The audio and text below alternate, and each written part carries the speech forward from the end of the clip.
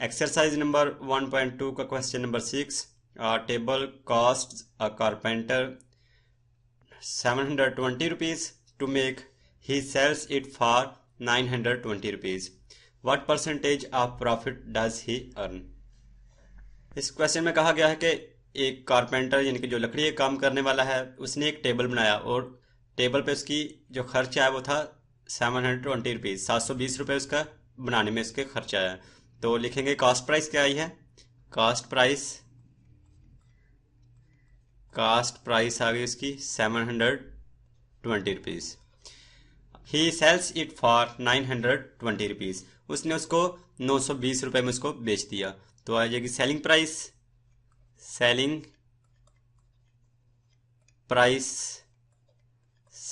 क्या है इसकी 920 रुपीज। अब पूछा जा रहा है कि what percentage of profit does he earn. उसने कितने परसेंट जो थी वो उसने प्रॉफिट उससे अर्न की, यानी कि उसको कितना मुनाफा है। परसेंटेज में हमने बताना है कि उसको मुनाफा कितना है। प्रॉफिट की परसेंटेज निकालने के लिए हमें पहले पता होना चाहिए कि उसको प्रॉफिट कितनी आई। तो प्रॉफिट को हम कैलकुलेट करने के लिए प्रॉफिट को कैलकुलेट करने के लिए हम सेलिंग प्राइस में से सब्सट्रैक्ट कर लेंगे कॉस्ट प्राइस को। सेलिंग प्राइस क्या है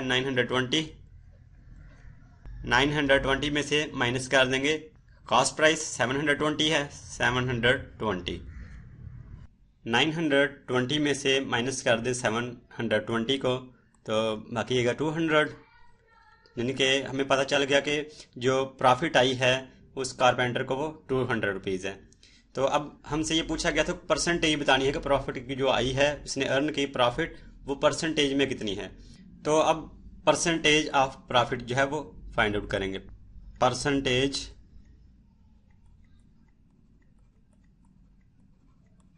ऑफ प्रॉफिट,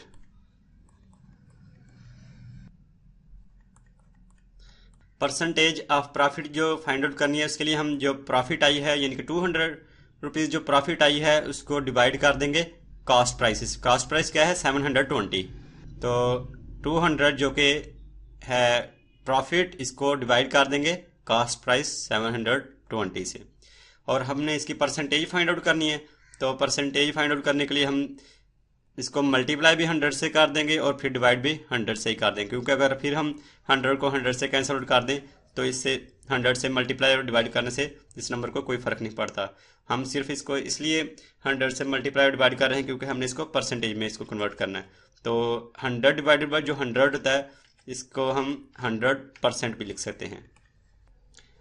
अब इसको सिंप्लीफाई कर लेंगे। ये वाला जो ज़ीरो है इस ज़ीरो से कैंसिल आउट हो जाएगा। ये 72 है, ये 10 हम 2 के टेबल से डिवाइड कर लेते हैं। 36 2 टाइम 72 और 5 2 टाइम 10। नोमिनेटर में 200 है और डिनोमिनेटर में 36, तो हम इसको 4 के टेबल से डिवाइड कर सकते हैं। 9 4 टाइम 36 और 54 टाइम 200। अब हम किसी भी सेम नंबर से नोमिनेटर और डिनोमिनेटर को डिवाइड नहीं कर सकते, तो इसलिए हम नोमिनेटर को डिवाइड कर देंगे डिनोमिनेटर से। नोमिनेटर में 50 भी है और 5 भी है, ये आपस में मल्टीप्लाई हो रहे हैं, तो 50 को मल्टीप्लाई करके 5 से तो इसको डिवाइड कर देंगे डिनोमिनेटर से जो कि 9 है।